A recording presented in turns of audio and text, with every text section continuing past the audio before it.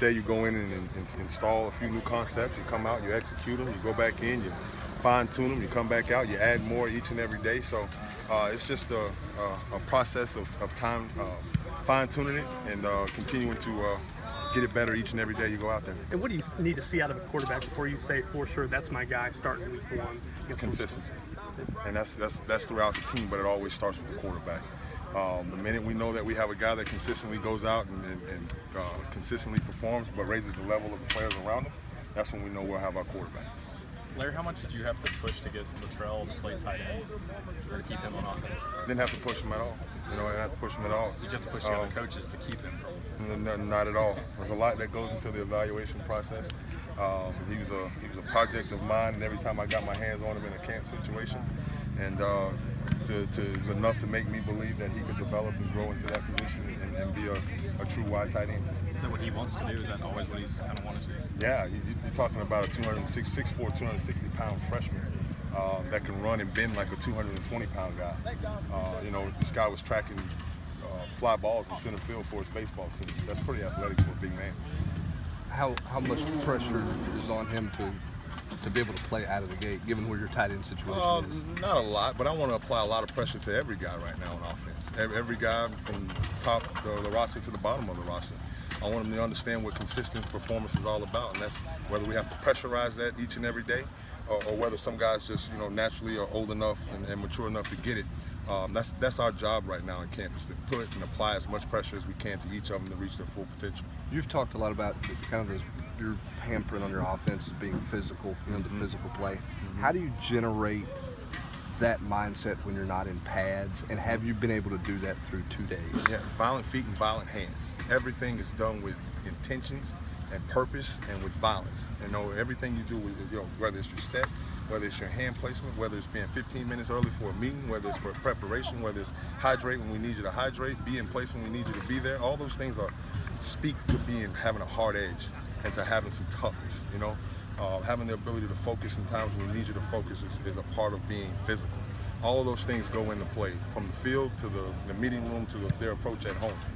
Have you accomplished that in 2 days? I feel like we have. I feel like we're going in the right direction, but it's a process to get 48 young men to buy into that and understand what that's all about in each and every day, and understand how to prioritize their behaviors on and off the field and all of those things. So it's a process. We're mentors as well as coaches, and each and every day we're tasked with that from top to bottom to make sure we're doing the best that we can and instill that into it. Larry, Joshua Palmer was a late ad that you and Zach Azzanni kind of circled late as a guy. We want to find what he seems to have flashed in the 2 days we've been out here. What have kind of been your impressions of him for full practice? You know what? Long way to go, but some of the natural, instinctual things you want a big wideout to have, he has. He has strong hands. He's a physical demeanor guy. Means he runs routes. You feel him run the route. And those type of things, and it means a lot to him. He's got a lot to learn and how to push himself through when times get a little tough, but he's doing a really good job with that through 2 days. And then we're fortunate enough to get him here in the summer and to start that process a little bit, but we're looking forward to him improving each and every day. Your evaluation on the running back so far, Coach? I know you said that they would be really important behind John Kelly. I tell you what, man, it's always so hard. Right now for the running back, it's mostly like alignment, assignment. Right now, learn how to align yourself, learn how to have great footwork, and working on balance and vision type things. Right now, we're in t-shirts and helmets.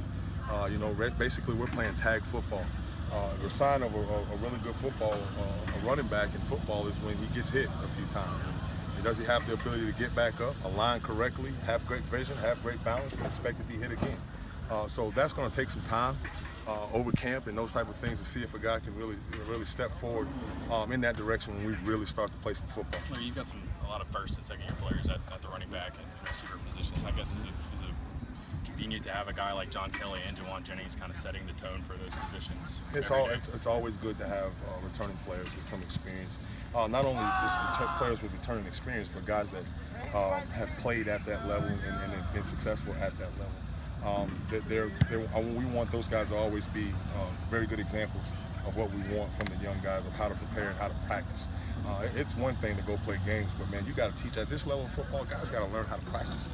They got to learn how to prepare. They got to learn how to do all the little things that add up to when Saturday, when it's time to go pass the test, all right, they've already passed it on Tuesday. They've already passed it on Wednesday.